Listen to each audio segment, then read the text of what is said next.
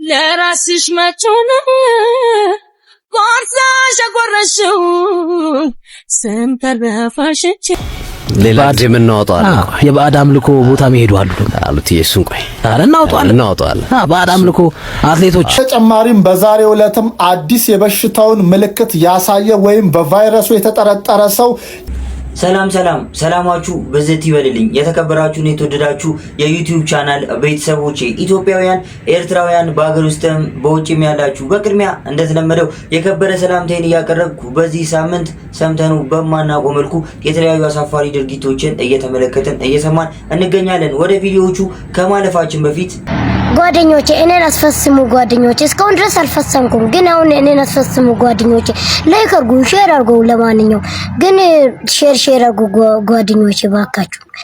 ቪዲዮዬን ላይክ በማድረግ እንዲሁም ለቻናሌ አዲስ የሆናችሁና ቻናሌን ሰብስክራይብ ያደረጋችሁ ሰብስክራይብ በማድረግ ስራዬ ለብዙዎች ተደራሽ እንዲሆን አግዙኝ፣ አበረታቱኝ። አቀራረቤ ላይ ያላችሁን ማንኛውም ሐሳብ፣ አስተያየት፣ ወንድማዊ እህታዊ ምክራችሁን ኮሜንት ሴክሽን ላይ በማጋራት ነገ ጥሩ የተሻሉ ማራኪ ስራዎችን ይዤ እንድመጣ ማበረታታት ትችላላችሁ። ወደ ቪዲዮቹ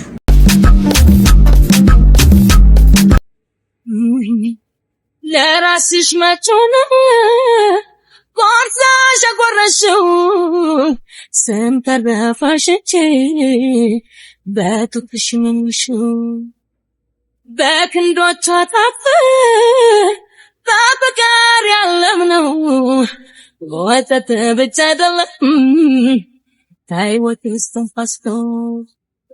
ከሆድሽ ስወጣ ማጭና በላይ ጉልበት አይነሳ ይገለጥ ባይሻ ይፈገት አቅፋ ማሳጨቀ ማሳቀና ልቧ ለጆነ ይቀጥላል።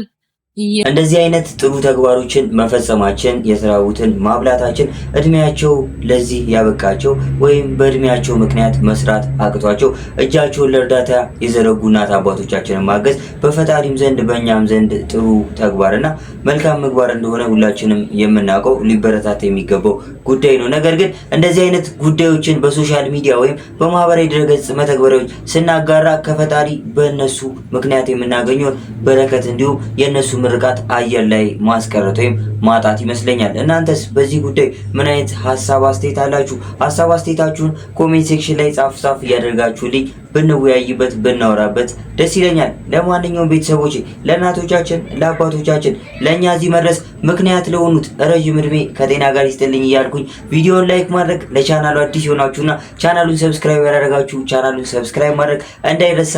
ወደ ኔክስት ቪዲዮ የማያነብሰው ያስቀይማል። ንግግሩ ያልተገራ የባለጌ ንግግር ይመስላል። ንግግሩ ወዝና ነዛ የለውም። ለጆሮ አያስደስትም፣ አያንጽም። ንግግሩ ከልብ አይደርስም፣ ነፍስን አያጠግብም።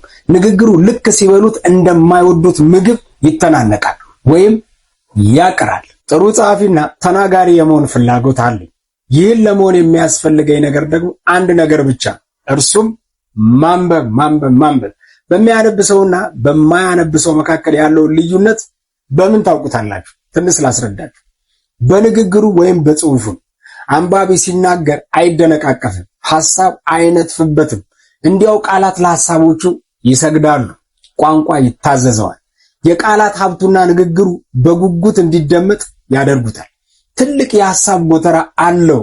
ዕውቀት በመልክና በአይነቱ በአእምሮ ተሰድሯል። ስለማንኛውም ጉዳይ ቢያወራ የሚናገረው ጠቃሚ ነገር አይጠፋም። የተናጋሪ ሰው ጆሮዎች ንግግሩን ለማድመጥ ወደ አንባቢውና ወደ ተናጋሪው አፍ ይጠጋሉ። ንግግሩ ለጆሮ እንደማር የሚጣፍጥ እንደ ውብ ሙዚቃ የማይጠገብ። ብዙ መጽሐፍትን ያነበበ አንባቢ ዕውቀቱ ሰፊም ጥልቅም ነው። አመለካከቱ በብዙ እሳቤዎች የተቃኘ ነው። ዕውቀቱ የደረጀ ነው፣ መሰረት ያለው። አንደበቱ አይጎድፍበትም፣ አይነጥፍም። ወዳጆች አንባቢ ሲጽፍም እንዲሁ ነው። የቃላት ፍሰቱ ባህሪው ነው። ሐሳብ አይታገለው፣ አይደናገረው፣ አይዋከብም። ልቡና አይምሮ ተስማምተው ሐሳብ ያፈልቃሉ፣ ስሜት ያመነጫሉ። ሐሳቡ እንደ ወንዝ ያለማቋረጥ ይፈሳል። ስሜቱ እንደ ፏፏቴ ይንፎለፎላል። ገባር ወንዞች ውሃ አዋጥተው ዋናውን ወንዝ ግዙፍ እንደሚያደርጉት ሁሉ አንባቢ ሰውም ከብዙ መጽሐፍት የቃረመው ዕውቀት ሐሳቡን ያገስፈዋል፣ ያነበበ ያስተውላል።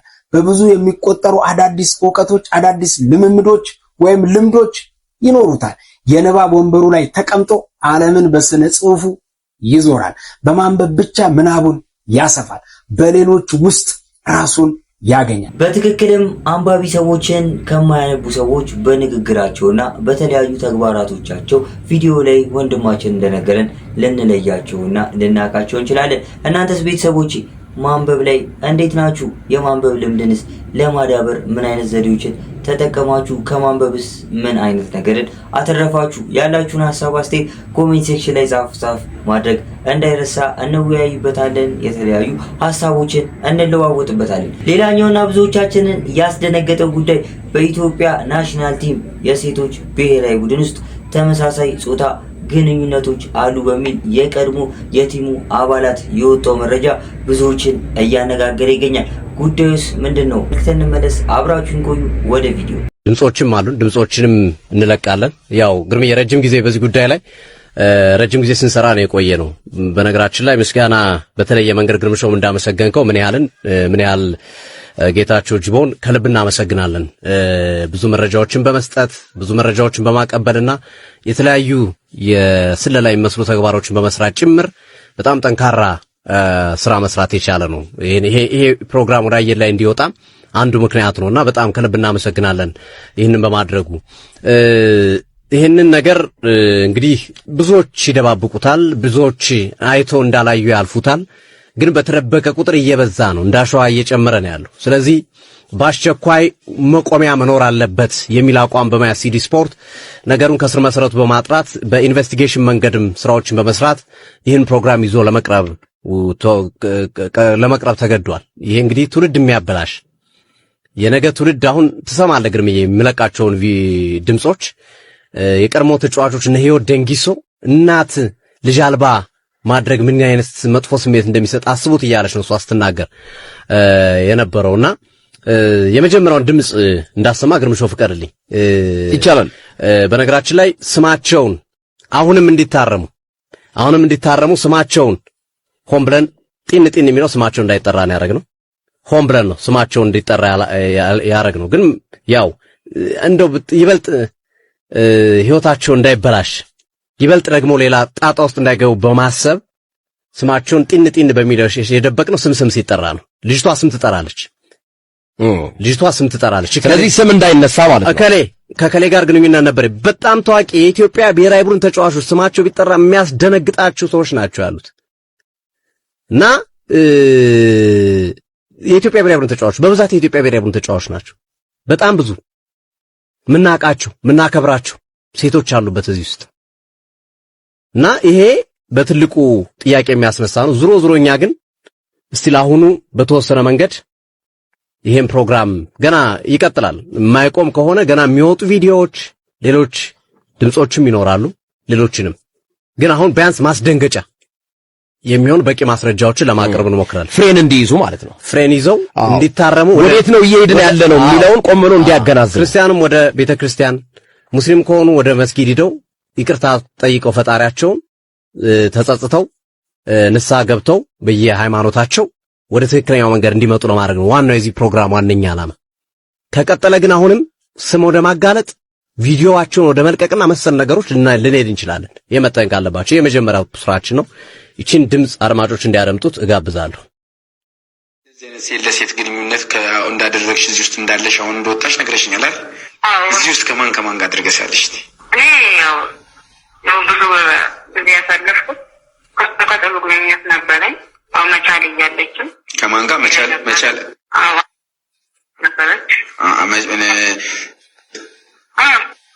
ነበረች? ሐዋሳ ነበረች። ሐዋሳ እያለች መቻል እያለች በቃ ሴት ለሴት ግንኙነት ትተዋወቃላችሁ ማለት ነው?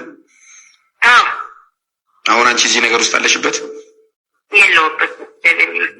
ምንድን ነው አላማሽ? አላማዬ እኔ ከዚህ ህይወት መውጣት ነበር። በእናንተ እርዳታውን ከዚህ ህይወት ወጥቻለሁ። ሰላማዊ ህይወት እየኖርኩኝ ነው።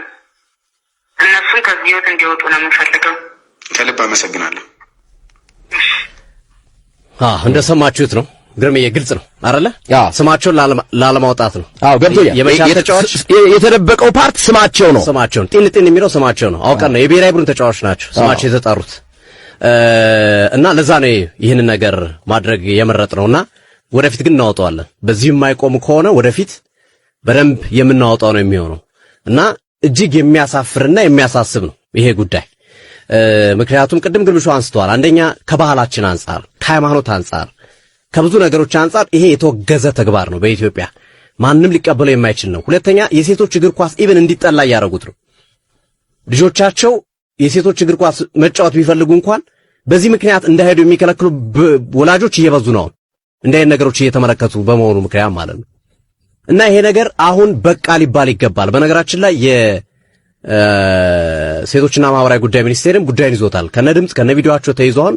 በህግ ክትትልና በምክር የሚታለፉ በምክር በህግ የሚጠየቁት በህግ እንዲጠየቁ ለማድረግ ከፍተኛ እንቅስቃሴ እየተደረገ ነው ያለው እና ይሄ እጅግ አሳሳቢ ተግባር ቀጥሏል። በነገራችን ላይ ግርምዬ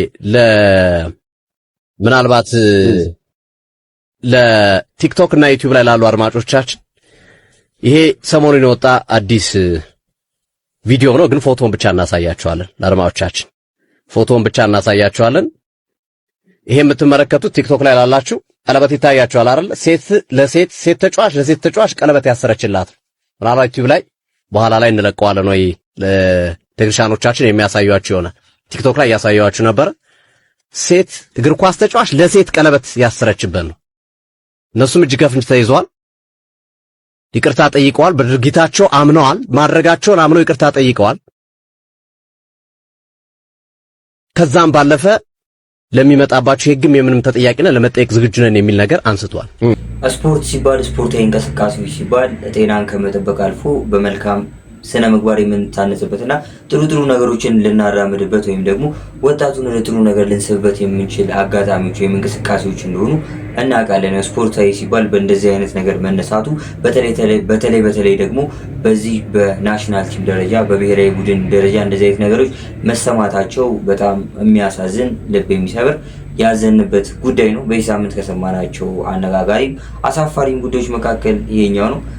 እንግዲህ ሴት ለሴት ማለት በባህላችንም በሃይማኖቶቻችንም እኛ ሀገር ላይ የማይፈቀድ ነውርና አሳፋሪ ጉዳይ ሆኖ ሳለ በዚህ ርቀት በብሔራዊ ቡድን ውስጥ እንደዚህ አይነት ነገር መፈጠሩን ያሳውቁን እነዚህ ጋዜጠኞች ምስጋና ይገባቸዋል። ከዛ በመቀጠል እንግዲህ የሚመለከታቸው አካሎች የራሳቸውን ስራ ተከታትለው ለሚገባው ሰው የሚገባውን ፍርድ ወይም ውሳኔ እንደሚሰጡ እንጠብቃለን። ወደፊት እኔም በዚህ ጉዳይ አዳዲስ ነገሮች ካሉ ይዤላችሁ መጣ ነው የሚሆነው። ነገር ግን ትውልዱን ከእንደዚህ አይነት ነገር ልንጠብቀው ይገባል ወይም ደግሞ ልናድነው ይገባል። በአሁኑ ሰዓት ከጤና ሚኒስቴር የጥንቃቄ መልእክት ተላልፏል። ይህንን መረጃ ለብዙ ሰው ሼር አድርጉት። የጤና ሚኒስቴር በደቡብ ኢትዮጵያ ክልል ጂንካ ከተማ የበሽታው መንስኤ ማርበርግ ቫይረስ መሆኑን መለየት ተችሏል። በአሁኑ ሰዓት ኢትዮጵያ ውስጥ የተገኘው ቫይረስ ሌሎች ምስራቅ አፍሪካ ሀገራት ላይ ከዚህ በፊት ከተከሰቱት ጋር ተመሳሳይ ዝርያ ያለው መሆኑ ታውቋል። በተጨማሪም በዛሬው ዕለትም አዲስ የበሽታውን ምልክት ያሳየ ወይም በቫይረሱ የተጠረጠረ ሰው ያልተገኘ መሆኑን ሚኒስተሩ ያሳወቀ ሲሆን በአሁኑ ሰዓት የተለያዩ የሙያ ስብጥር ያካተተ ከፍተኛ ፈጣን ምላሽ ሰጪ ቡድን ወደ ክልሉ በመላክ በሽታውን የመከላከልና የመቆጣጠር ስራዎች እየተሰሩ ይገኛል። እናም የዚህ በሽታ ምልክት የሆኑትን በአፍና አፍንጫና ሌሎች የሰውነት ክፍሎች የመድማት፣ ትኩሳት፣ ማስቀመጥና ማስመለስ ምልክት ሲኖር ወደ ሕክምና ተቋማት መሄድና በወቅቱ የላቦራቶሪ ምርመራ ማድረግ፣ ምልክት ከታየበት ማንኛውም ሰው ጋር ንክኪ በሚኖርበት ጊዜ ራስን የመከላከያ ዘዴዎችን መጠቀም፣ ሁልጊዜም እጅን በውሃና ሳሙና መታጠብ ወይም በሳኒታይዘር ማጽዳት እንደሚያስፈልግ አሳስቧል። በጂንካ አካባቢ የተከሰተው ይህ በሽታ ተላላፊና እንግዲህ ከያዘን ለሞት የሚዳርገን በዛ አካባቢ ያሉ ሰዎችንም ህይወት የነጠቀ ስለሆነ መጠንቀቅ እንዲሁም ከተለያዩ የጤና አካላት የሚወጡትን መረጃዎች ማክበር፣ መመሪያዎችን መከተል ጥሩ ይመስለኛል። እንደዚህ አይነት ነገሮችን በተለያዩ ጊዜዎች አሳልፈናል። የተለያዩ ነገሮች በዓለም አቀፍ ደረጃ በአገር አቀፍ ደረጃም ይከሰታሉ። ታዲያ እስከሚያልፉና በቁጥጥር ስር እስከሚውሉ ድረስ ቫይረሱ ምንድነው፣ መተላለፊያ መንገዱ በምንድነው የምንከላከለው፣ እንዴት ነው ምልክቱ፣ ቫይረሱስ ምንድነው ተብሎ እስከሚታወቅና መፍትሄ እስከሚገኝ ድረስ ራሳችንን መጠበቅና መንከባከብ ተገቢ ይሆናል ብዬ አስባለሁ። ታዲያ ቤተሰቦቼ ራሳችሁን ከእንደዚህ አይነት ነገሮች ጠብቁልኝ ለማለት ያክል ነው። ወደ ኔክስት ቪዲዮ 10 ባለ ትዳር ቢኖሩ ማለት ነው ቤተሰቦች ቢኖር ከ10 ውስጥ 8ቱ ሴቶች ከሌላ ወንድ ጋር ግንኙነት አላቸው። እኔ ከህይወቴ ከራሴ እንትን ያልኩት ነው። አሁን ብዙ ቢያንስ 3ቱን እነግርሃለሁ። ከሚዘገንኑኝ ከራሴ ከምሰራቸው ስህተቶች ውስጥ ከሚዘገንኑኝ ማለት ነው አላቸው ፍቅረኛ 1 2 3 ፍቅረኛ ይኖራቸዋል ከባህላቸው ውጪ። እግዚአብሔርን ዲኤንኤ ይመርመር እስኪ የ10 ቤተሰብ ቢያንስ ማነው የለም ቢባል 3ቱ የሌላ ወንድ ልጅ እያሳደጉ ያሉ ባሎች አሉ። በትዳራቸው ውስጥ የራሳቸው ልጅ እየመሰላቸው ከ10 ባለትዳሮች ውስጥ ቢያንስ የለም ቢባል ማነው 3 እና 5ቱ ከሌላ የተወለዱ አሉ። እኔ አሁን ከህይወቴ አንድ የገጠመኝ ነገር ልንገርህ። የሆነች ልጅ ናትና ሳታገባ በፊት ምናምን ነው ማውቃት። ማግባቷንም አልነገረችኝም። ፌስቡክ ላይ ያየችኝና እንዴ አዲስ ምናምን ነገር አንተ የት ነህ ምናምን ነገር እንደ መጀማመር ብለን ነው። ከዛ ላይ ኧረ አዲስ አበባ ነኝ ምናምን እንደዚህ በእናትህ በቃ ናፍቀኛል ልምጣ ምናምን ነገር አለችኝ ማለት ነው። እሺ ነይ ምንጣጣለሁ አልኳት። ከዛ ግን የሆነች ቀመር ምናምን ለአባቴና ሳምነው ሕክምና እንዲህ ልበል የሆነ ነገር ዶክተር ነኝ ብላ አዋራው ምናምን የሆነ ገበሬ ነው አባቷ ማለት ነው። እና ብዙ እንትን አይሉም። ዶክተር ሆኜ አናገርኩላት። ከዛ በኋላ ከጂንካ ነው የመጣችው። ማታ 5 ሰዓት ነው እዚህ የገቡት። ሌሊት የተነሳች ማለት ነው የገባችው። ከዛ በኋላ ያኔ ክለብ ጋርድ ነበር ምሰራው፣ ቦዲ ጋርድም ሰራ ነበር እና ከክለብ ምናምን እንትን ብዬ ምናምን ነገር ወጥቶኝ አስፈቅጄ ምናምን ተቀበልኳት። ገባን። ከዛ በኋላ ሻወር ገባች ምናምን ነገር አልገኝም ጀመረም ማለት ነው። ከዛ በኋላ ስልክ ተደወለ። ከዛ ወይኔ አንዲ በትንቢልህ እንኳን እንዳታስል በእናትህ ዝም በል አለችኝ ማለት ነው። እሺ አልኩኝ። ከዛ በኋላ አነሳች። እኔ ላይዋሊ ነኝ ይሄ ነገር ሲሆን ከዛ በኋላ አነሳችና ከዛ በኋላ ወይ አባ ምናምን ነገር ሳች ማለት ነው ወይ ማምን ነው ገቡ ብለሽ አትደውይልኝም? የኔ ፍቅር አስጨነቅሽኝ እኮ እስካሁን እኮ አልተኛውም ምናምን መግባትሽን ሳላቅ ይላል ማለት ነው። ከዋልኩኝ ማለት ነው። ከዛ በኋላ አዎ እኮ ገቡኛ አክስቴ ጋር ነው ያረፍኩት እና አሁን በዚህ ሰዓት ተኝተዋል እና ልደውልልህም እያልኩኝ እኮ እንትን ብዬ ነው ገብቻለሁ በሰላም በቃ ተዋህ ደውልልሃለሁ ማለት ከዛ የሚል የጻል ልጅ ድምጽ ተሰማ ማለት ነው። ምን ነው ባባልተኛም እንዴ ምናምን ነገር አልሽ ማለት ነው። አልተኛም እኮ ያው ጦር እየሰጠሁት እያለቀሰ በመከራ ነው ያስተኛሁት ምናምን ነገር ያለ በቃ እሺ ከ3 ቀን በኋላ እመለሳለሁ እሺ እኔ ንጉስ አፈቅርሃለሁ አፈቅርሻለሁ ተባብሎ ዘጉ። ምንድነው አንቺ ማምላት አለኝ ፓኬጅ ዘባባሊ ነው። ከዛ አንቺ አግብተሻል እንዴ አልኳት። አው ወልደሻለም? አው የ6 ወር ልጅ አለን ምንም ነገር አለች። የ6 ወር ልጅና ባሏን ቁጭ አርጋ ነው የመጣችው ማለት ነው። በቃ የሆነ ነገር ውርድ አለ ማለት ነው። በቃ የሆነ ለአብዛኞቹ ለሴቶች ያለኝ ነገር እሺ ቆይ መጥቶኛ እንዴ ምንም ነገር አልኩኝ። ምንም ሽንት ቤት ደርሼ መጣ ወጥቶኝ በዛው ሄድኩኝና ጓደኛዬ ጋር ምንም ገብቼ አደርኩኝ ነው የምላችሁ። ይሄን ነገር መስማት ይከብዳል። እንዴት ነው ትዳር ተብሎ ልጅ ተወልዶ የ6 ወር ልጅና ባል ተጥሎ እንደዚህ አይነት ነገር የሚደረገው? ፕላስ ደግሞ እንደዚህ አይነት ነገሮችስ መለቀቃቸው ተገቢ ነው ወይ? ባለትዳሮች በትዳር ውስጥ ያሉ ሰዎች ምን አይነት ነገር ይሰማቸዋል? በሶሻል ሚዲያ ላይ ሲመለከቱት እንደዚህ አይነት ነገሮች ተለቀው የመተማመን ጉዳይ አይቀንስም? ምናልባት በመሃል ትንሽ ችግር ተፈጥሮ ከነበረ እንደዚህ አይነት ቪዲዮዎች ደግሞ ሲመለከት እርግጠኛ ሆኖ ከ10 ባለትዳሮች 3ቱ የሌላ ወንድ ልጅ ነው የሚያሳድጉት ሲልስ ያለውን ነገር እንዴት ነው ማህበራዊ ድረገጽ ላይ የምንለቃቸው ነገሮች የሚለው ነገር አንደኛና የመጀመሪያ ሐሳብ በትይዙልኝ ወይም ደግሞ እንደ መጀመሪያ ሐሳብ እንደግለሰብ በዚህ ጉዳይ መግለጽ ከምፈልጋቸው ሐሳቦች ውስጥ አንደኛና ዋነኛው ጉዳይ ነው። ሁለተኛ ደግሞ እንደዚህ የሚያደርጉ ሴቶች ጥሩ ሴቶችን ወይም ደግሞ ቤታቸውን የሚመሩ ያለ አባት ልጆቻቸውን የሚያሳድጉ ከአባቶቻቸው ከባሎቻቸው ጋር ቢሆኑ ብዙ ለቤቶቻቸው ጀግና የሚባሉ አይነት ሴቶች አሉ። እስከ መጨረሻው ጥግ መስዋዕትነት የሚከፍሉ እነሱንም መውቀስ ይሆናል ወይም ደግሞ አንድ ላይ እንዳንወቅስ መጠንቀቅ ይኖርብናል። ብቻ ግን ሶስተኛውና የመጨረሻው ሐሳቤ እውነት እንደዚህ ከሆነ ያላገቡ ሰዎች እንዴት ነው ወደ ማግባት የሚገፋፉት የሚለውን ነገር ብንወያይበት ኮሜንት ሴክሽን ላይ እናንተስ የእናንተ ሐሳብ ምን ይመስላል የሚለውን ብናወራበት ደስ ይለኛል ቤተሰቦቼ። ብቻ ግን ከዚህ ሁሉ ነገር ቢቀር ብዬ ማሰበው በቃ እንደዚህ አይነት ነገሮች እዛው ይዟቸው ቢቀሩ እነዛ ባለ ታሪኮቹ ባያጋሩ ሰው አትሊስት በሰላም ይኖራል። እንደዚህ አይነት ነገሮችን ወደ ጭንቅላቱ አይከትም ነው። የዛሬውን ቪዲዮዎቻችን ከመጨረሳችን በፊት በሀገራችን ቆየት ካሉ ብዙዎቻችንን ለረጅም ዓመታት በብዙ ፕሮግራሞቻቸው ሲያዝናኑ ከነበሩ የሚዲያ ቻናሎች መካከል የሆነው ኢቢኤስ ቲቪ እንደምናውቀው በቅዳሜና እሑድ ፕሮግራሞቹ ብዙዎቻችንን ለረጅም ዓመታት ሲያዝናና የነበረ አሁንም እያዝናና ያለ ቻናል እንደሆነ የምናውቀውና ሁላችንም የምንከታተለው ትልቅ የቴሌቪዥን ጣቢያ እንደሆነ እናውቃለን። ታዲያ በተለያዩ የቴሌቪዥን ፕሮግራሞቹ ላይ የተለያዩ አዝናኝ አስቂኝም ሆነ አሳዛኝ ነገሮችን ተመልክተናል፣ አብረን ስቀናል፣ አልቅሰናል፣ አዝነናል፣ ተደስተናል። ታዲያ እኔም በዚህ በማህበራዊ ድረገጽ መተግበሪያዎች ውስጥ አንዱ በሆነው የተለያዩ ነገሮችን ስመለከት ላይቭ ላይ ውርደት የሚል ነገር ተመለከትኩ። ምንድነው ቪዲዮ? እስኪ ተመልክተን እንመለስ። አችንን ጨርሰናል፣ ነጥቡንም አውቀናል። ስለዚህ በሁለተኛው ዙር አለማየሁና ትዕግስት 20 ነጥብ ነበር ያመጣችሁት። 20 ነጥብ እንዴት ነው ያመጣችሁ? ሁለተኛው ጥያቄ መልስ ስትነግሪው በምስልም በድምጽም ስለምናስገባላችሁ በዛ ምክንያት የነሱን የመለሱትን መልስ ነጥቡን አንይዘው ማለት ነው። አስደግፍ ማውራት አይቻልም። እሺ እግዚአብሔር ይመስገን። ትራስ እናስገባላችሁ። አስደግፍ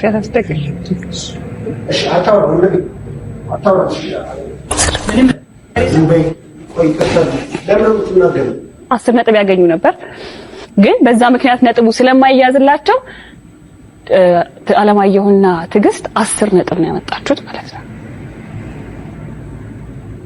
ባይሆንና በዚህ መንገድ ባንጨርሰው እኛም ደስ ይለን ነበር። ምክንያቱም ይሄንን የሚያይ ተመልካች አለና ለእናንተም በዚህ ቦታ መጣችሁ ይሄ ባይሆንና ባታደርጉት ደስታችን ነበር። ግን ስለሆነ ከድምጽ ክብር ስለነገሩን ይሄንን በጣም ይቅርታ አድርጉልንና 10 ነጥብ ነው ያመጣችሁት። ከዛ በመቀጠል ብርሃኔና ሊዲያ 20 ነጥብ ነው ያመጣችሁት። አትክልትና ቀኔ ደግሞ 15 ነጥብ ነው ያመጣችሁት። የዛሬ አሸናፊዎች አለማየሁና ትዕግስት ዲስኳሊፋይድ ስለሆነ ነጥባቸው ስለተቆራረጡ ማለት ነው፣ ወይ ደግሞ ድምጽ መልስ ነግረው ስላለ አሸናፊዎች ብርሃኔና ሊዲያ ናችሁ። እንኳን ደስ አላችሁ። የዛሬ አሸናፊዎች ብርሃኔና ሊዲያ እንግዲህ 25 ሺህ ብር ተሸላሚዎችም ጭምር ናችሁ። አትክልትና ቀኔ እንዲሁም ደግሞ አለማየሁና ትዕግስት መቼስ በዚህ መልኩ ባይሆንም ስለመጣችሁ ግን ደስ ብሎናል። ለሌላ ጊዜ በሌላ ቦታ ባትደግሙት ጥሩ ነው። ስለዚህ ሌሎች መማማሪያ እንዲሆን በዚሁ አነሳ ነው። የዛሬው እንተዋወቃለን ወይ ይሄንን ይመስል ነበር። አቤት ውርደት፣ አቤት ውርደት፣ አቤት ውርደት፣ አቤት ውርደት። ከእንደዚህ አይነት ነገሮች ይሰውረን። የቤታችንን አመል ማህበራዊ ድረገጾች ላይ ይዘን መውጣት ነውር ነው፣ ያሳፍራል። እንግዲህ እንደዚህ ያሰባችሁ እንደዚህ ፕሮግራሞች ላይ ስትቀርቡ ለማውራት ለመንሾካሾክ ያሰባችሁ ሰዎች ተጠንቀቁ። ቤተሰቦች ለዛሬ ይዤላችሁ የመጣኋቸው ቪዲዮዎች እነዚህን ይመስላሉ። ኢቢኤስ ቴሌቪዥን ትልቅ የቴሌቪዥን ጣቢያ እንደሆነ እያወቅን ብዙ ሰው እየተከታተለው እንደሆነ እያወቅን የቤት አመላችንን ይዘን መምጣት ግን እጅጉን አሳፋሪ ጉዳይ ነው። በእነዚህ ሰዎች ተማሩ። እንደዚህ አይነት ነገር ያሰባችሁ ሰዎች በድጋሚ ነግራችኋለሁ። ቤተሰቦች ለዛሬ ይዤላችሁ የመጣኋቸው ቪዲዮዎች እነዚህ ይመስላሉ። ቪዲዮቹን እንደወደዳችኋቸው አልጠራጠርም። ቪዲዮን ላይክ ማድረግ፣ ለቻናሉ አዲስ የሆናችሁና ቻናሉን ሰብስክራይብ ያደርጋችሁ ቻናሉን ሰብስክራይብ ማድረግ እንዳይረሳ። ያላችሁን ሐሳብ አስተያየት፣ ወንድማዊ እህታዊ ምክር ኮሜንት ሴክሽን ላይ መስተካከል ያለባቸው ነገሮች ካሉ አሳውቁኝ። ወደፊት ጥሩ ማራኪ ደስ የሚሉ የተሻሉ ስራዎችን ይዤ እንድመጣ ስለሚያግዙኝ ማለት ነው። ለዛሬ ለነበረን ቆይታ አመሰግናለሁ። በቀጣይ እስከምንገናኝ መልካም ጊዜ። እወዳችኋለሁ። ይመቻችሁ።